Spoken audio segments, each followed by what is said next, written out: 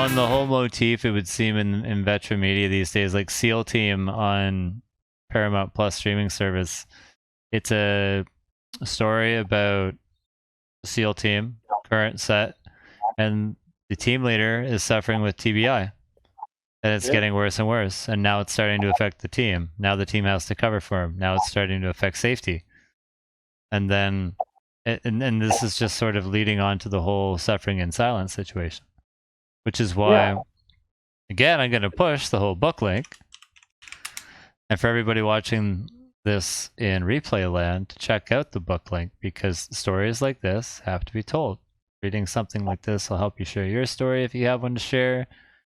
And hopefully encourage the current serving generation of warriors to do the same before it's to this point, and stop the cycle before it happens. At this point, I would classify Department of National Defense as a high-risk employer, and anyone who seeks employment with the Department of National Defense should anticipate having major issues, not just in getting pensions, but you should expect to be injured at this point in time, because the moral compass of the military does not match that of the military service personnel. Right? These are people who are willing to do the job, but they have to have the equipment, the skills, and the training to do it. And that's being denied them. But they're being sent to do the job anyways. If you gave the same standard of service as police, fire, EMS receive, no issues. Not saying they have the best of the best, but I'm saying it would be a better standard than what is being issued right now. Tech Green in chat says it's wildly exciting to hear about, even though I'm from Denmark.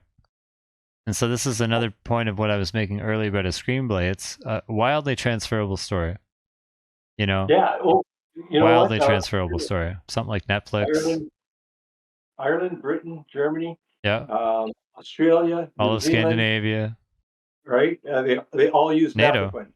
This is out there across the world. Yeah. It is licensed. It is on the market. No one has taken it off. Oh, it's a drug of last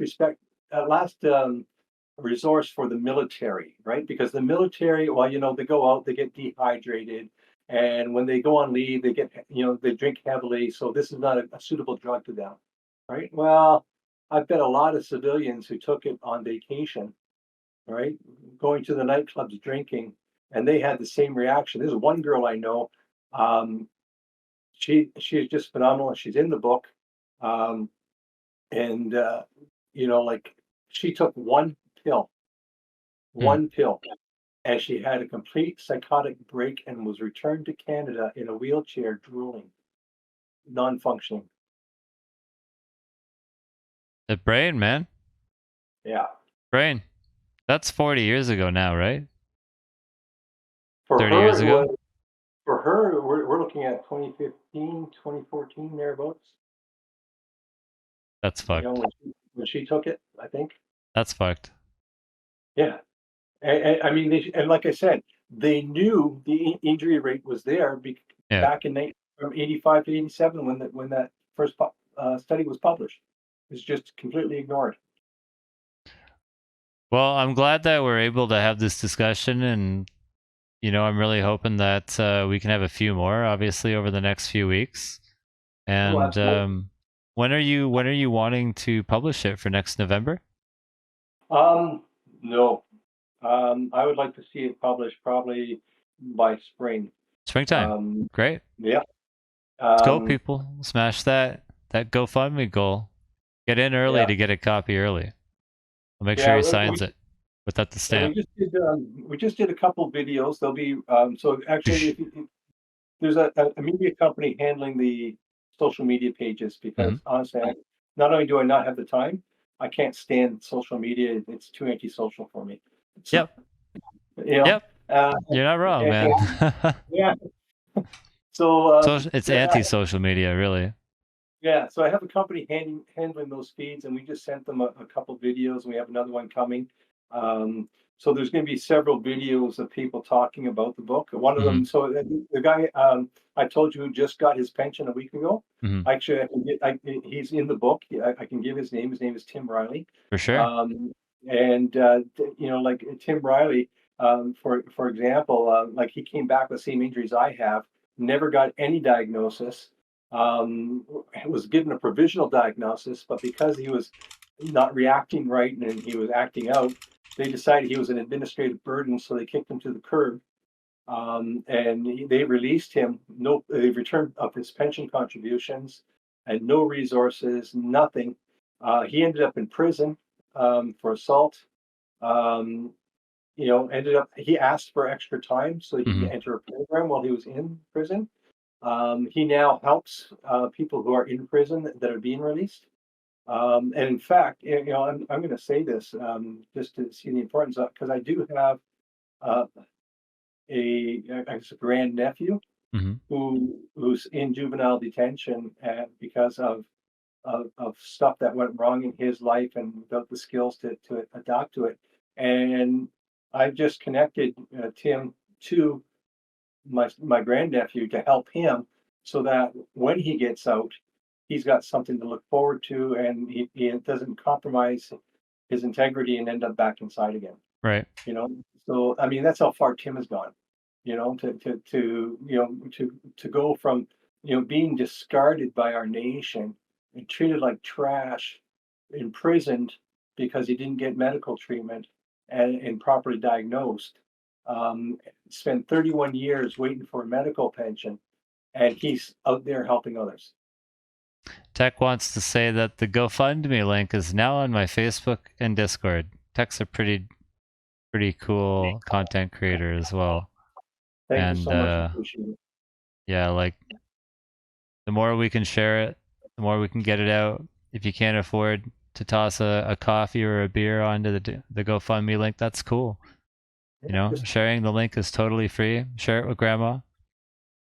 Okay. Yeah. My mom and my grandma think I'm pretty cool, so I'm pretty sure that your grandma and your mom also think I'm cool, and we'll probably relate to Stephen a little bit. Maybe try to hit on him. Who knows? They'll find out he's a musician, start listening to some of that songwriter's music. He's taken, ladies. He's taken, happily married guy. All right? Happily married, and I'm not young anymore either. So.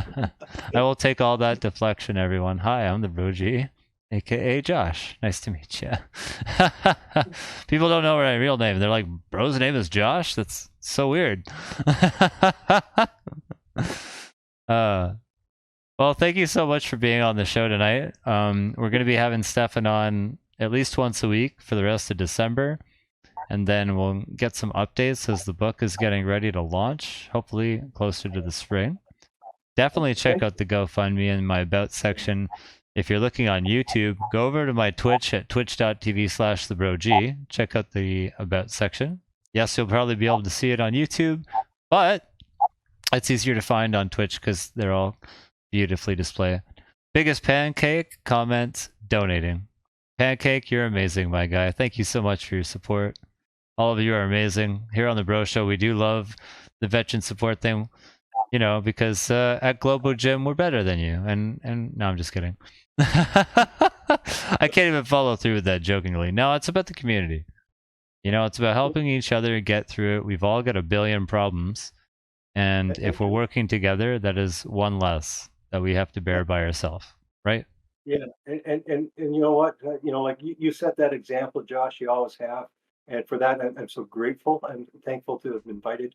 And you know what? Better than that, I'm proud and thankful to have you as a friend.